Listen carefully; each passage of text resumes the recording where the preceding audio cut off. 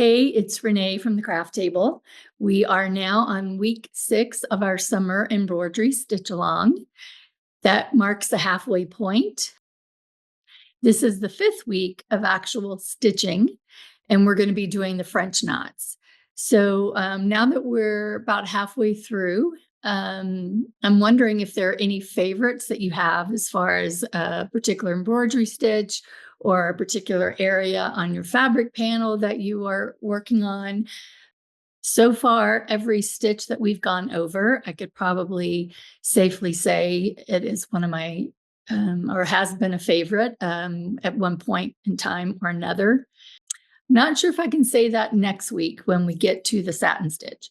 But I want to take this opportunity while I'm thinking about favorite stitches and upcoming stitches that are not so much my favorite. I hope that each week you're attempting to learn each of the stitches. Um, that doesn't mean it has to be your favorite and that you will use it all the time. It's just good to have as many tools in your toolbox as you can. Um, I find as I go along with my personal embroidery, I tend to stick to a few stitches that are my absolute favorite. And they lazy daisy stitch, chain stitch, French knots, the raised chain stitch. So I find that I search out areas in my embroidery where I can apply those stitches. I also tend to design patterns based on the stitches that I like to do the best. The moral of this story, I guess, is make sure you try all the stitches. And then once you have a favorite or two, or you know for sure that there's some that you just don't particularly want to embroider that much, you don't have to. You can mix and match stitches, which however you want. If you're trying to fill in a certain area and you're doing filler stitches, there's multiple stitches that can be applied to that particular area. So if I'm working on an area and I'm doing the chain stitch because that is what I really like to do, or if you're doing a pattern later on in the future and it calls for a chain stitch and you just don't like the chain stitch, you can substitute it for a back stitch or a stem stitch, for example.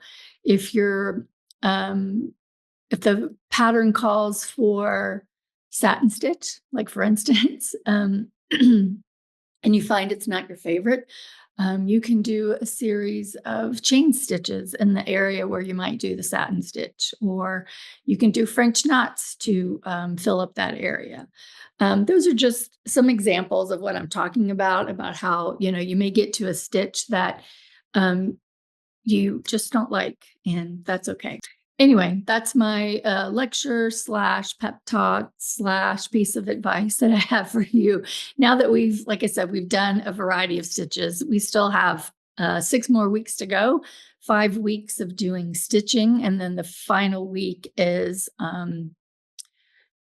finishing up, and I'll show you some of the ways that you can take your panel and incorporate them into different projects. If you have any feedback of how this stitch along has gone so far, I am open to emails. If you want to email me or leave a comment on the YouTube video, you can do that as well. I love to see other people's embroidery. So I welcome you to post your pictures on social media. Email me if you'd like. If you're on Instagram and your account is private, even if you use the hashtag, I won't be able to see it. So I just want to mention that too. I think in the past there have been people who've talked about how they've shared their photos, but I haven't seen them, and it could be because they're our private account. And I don't usually, if you're private, I respect that, and I don't usually request to follow someone who's private. Um, but I do like to see what other people are stitching. So please share with me or with others. Especially if you're doing a stitch that I've demonstrated in a certain area of the panel and you found a way to use that stitch somewhere else in the panel or in a different way. I love seeing that when someone takes what I've demonstrated and then just runs with it in a whole nother direction. I love seeing that. Um, so yeah, please keep sharing and please keep stitching. And now I'll stop talking and I will demonstrate how to do French knots. I'm going to demonstrate the French knot in a variety of places on this panel, beginning with these chartreuse yellow dots or circles right here. I have threaded my needle and I have a knot in it, and I'm going to bring my needle up from the back in the middle of one of these circles. And I'm going to pull my needle all the way to the top. So holding my thread, I'm right-handed, so holding my thread in my left hand, I'm going to wrap it around my needle 2 times for this demonstration. And holding this thread in my left hand taut, I'm going to place my needle back where I came up. Again, holding this taut. And with the wrapped threads pretty close to the base of my fabric, I'm going to pull my needle to the back.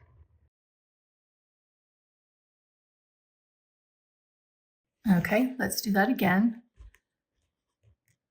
Bringing my needle up where I want to start my French knot, pulling the thread all the way to the top,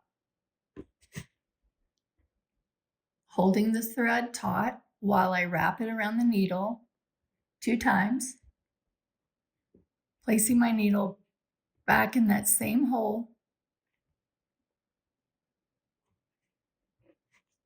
holding this thread taut while I pull my needle to the back, and then releasing the thread at the end. Let's do that again.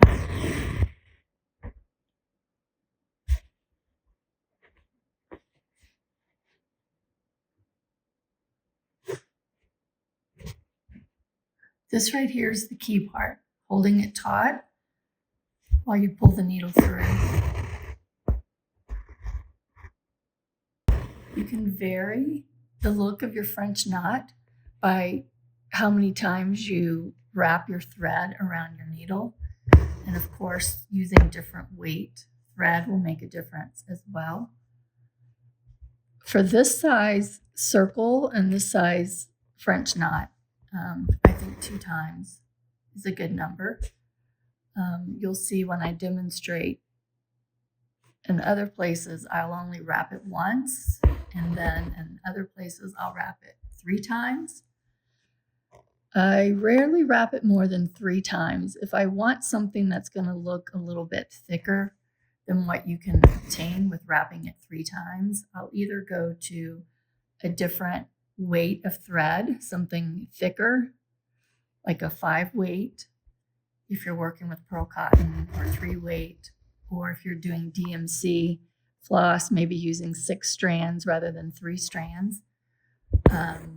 Or I would use a different type of stitch, like a bullion, like a bullion knot. Or I will, if it's a bigger area, I will do a series of French knots in that one area rather than trying to do one huge knot.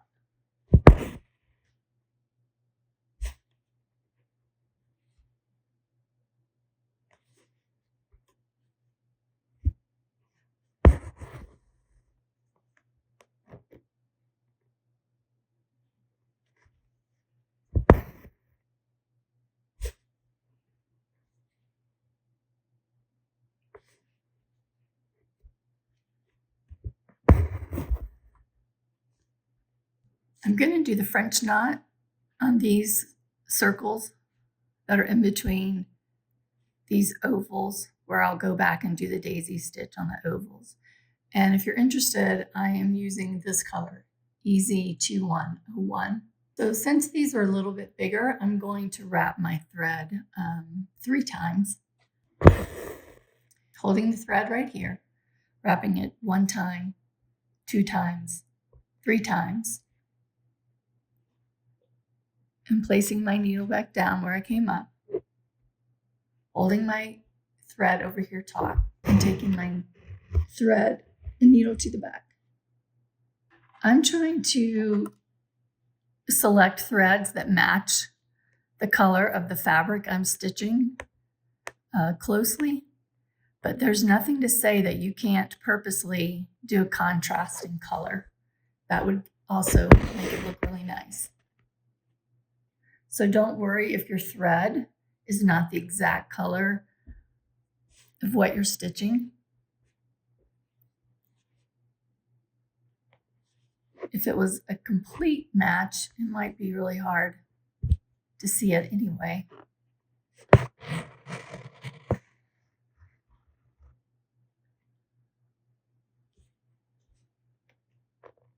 And I'm not worried that I'm skipping from here to here. I've got my fabric lined, and I also will be doing some stitches in between those areas.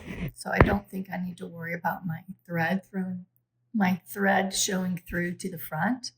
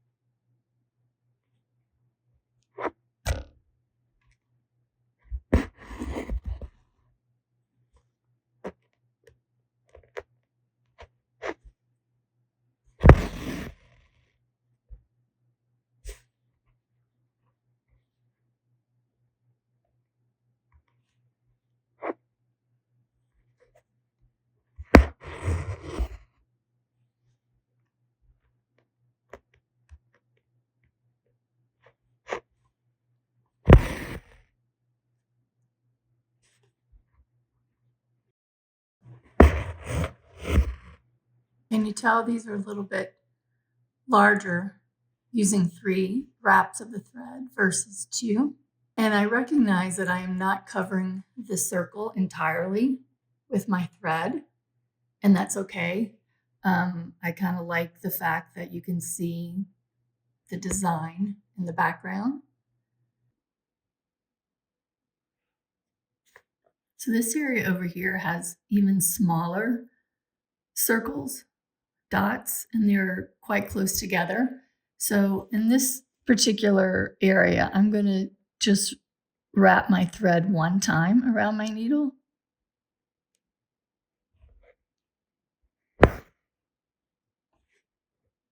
So this is what that would look like, holding my thread, wrapping it 1 time, placing my needle back down in that same hole, holding the thread and pulling it through to the back.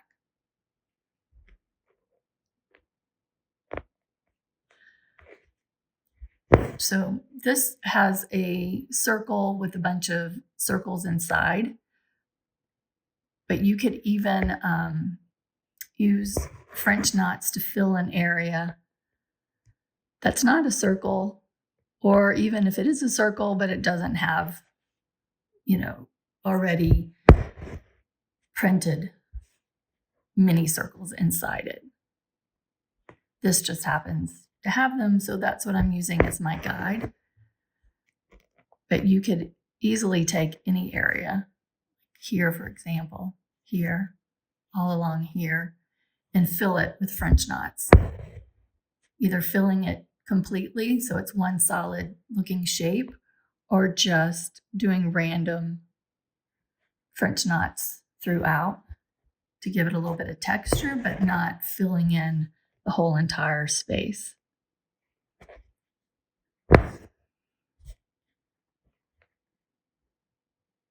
I have even used French knots to spell out words.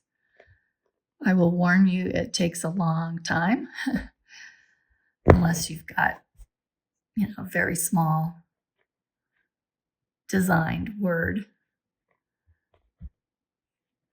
But it's quite satisfying when you're finished.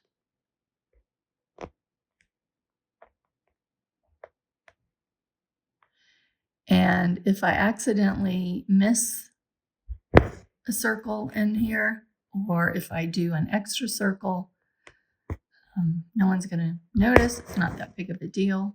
Sometimes when you've got tone on tone, it's hard to tell until later that you've missed a spot. And then if you do an extra one, then obviously no one's going to know at all because you've covered up that area.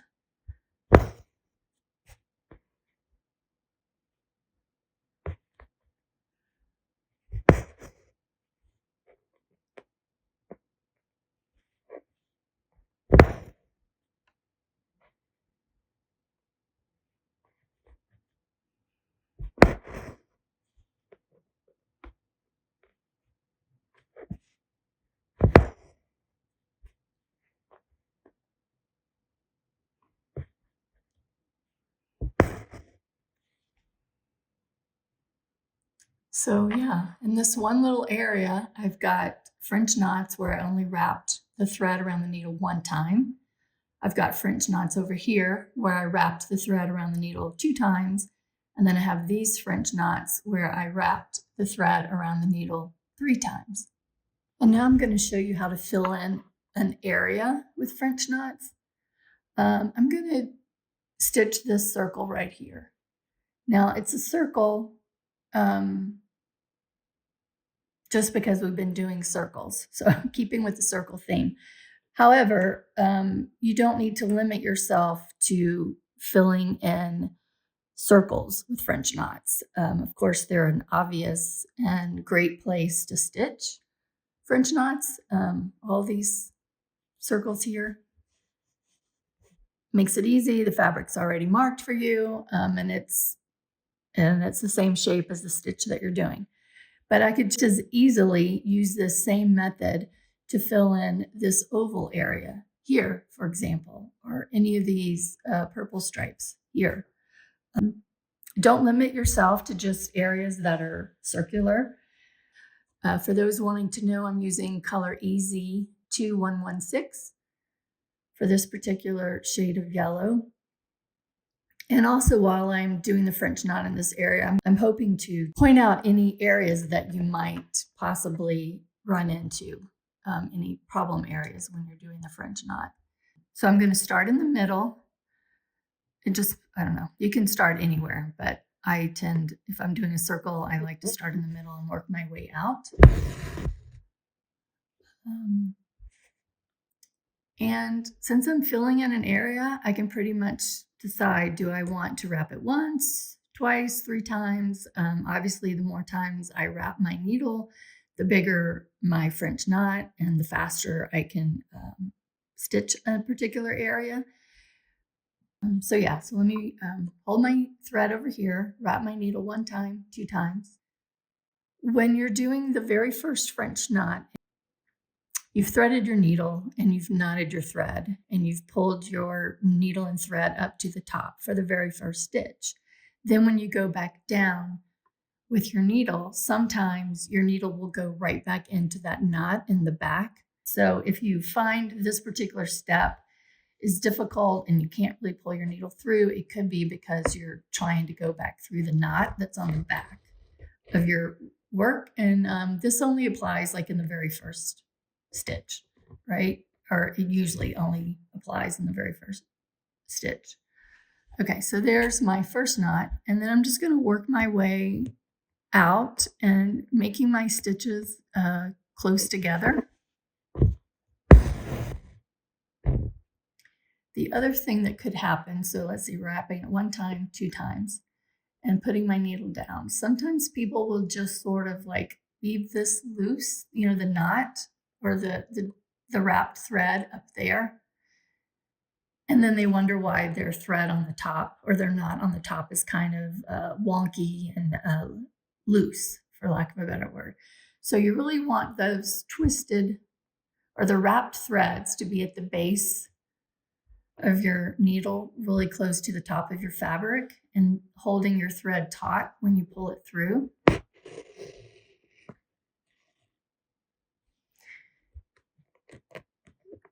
That helps.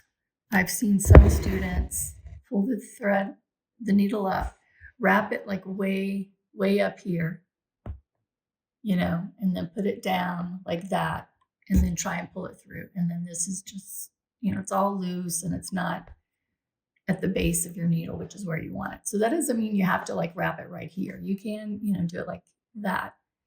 And then you see how I'm kind of sliding those wrap threads down before I pull my needle to the back.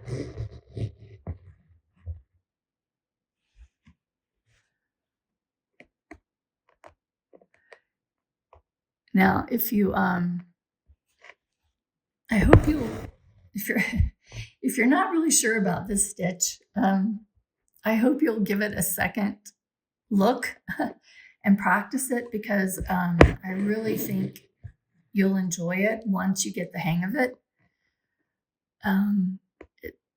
Some people take to it right away, and if that's you, then that's awesome. But if for some reason it's taking you a little bit of, if you're having a little bit of a problem with it, I would suggest practice it for a little bit, because it does take a little bit of practice, but it's worth it in the end to really get the hang of this stitch, because there's so much you can do with it.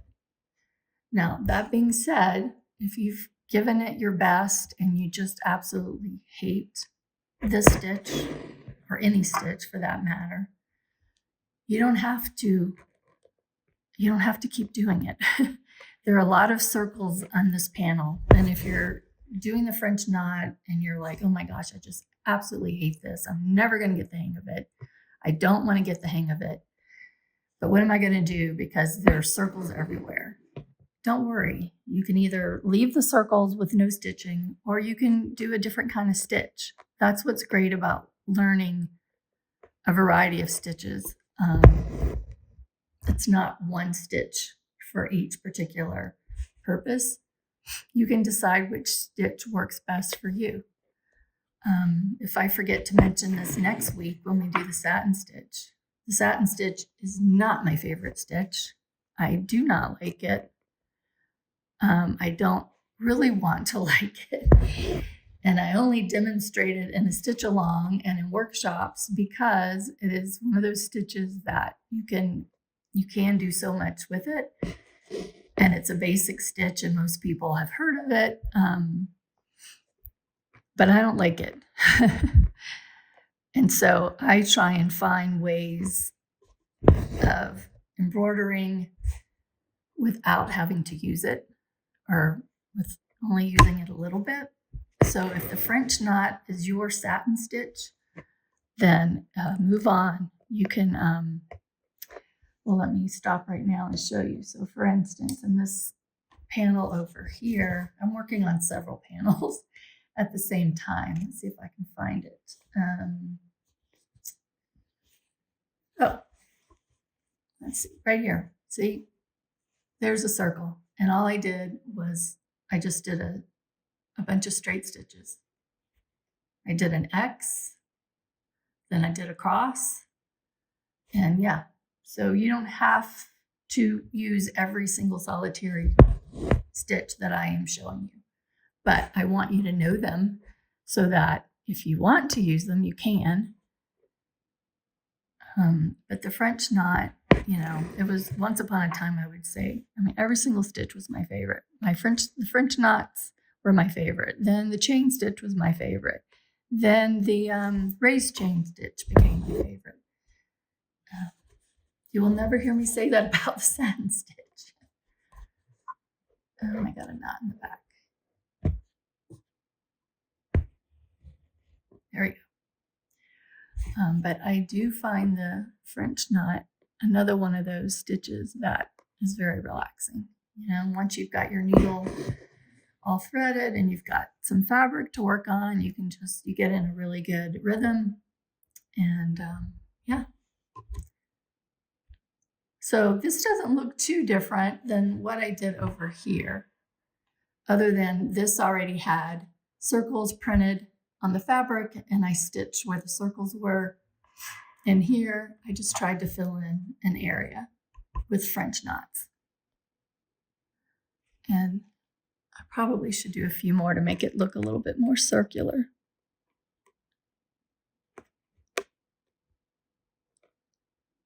Yeah.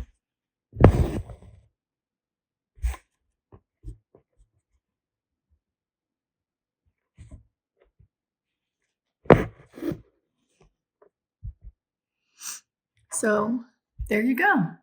The French knot, I think I've demonstrated it quite a few times, but as with all of the stitches and all the videos, please leave me a comment or email me if you have a question about a certain stitch or you want me to show it again in a different way. I'm happy to do that. All right.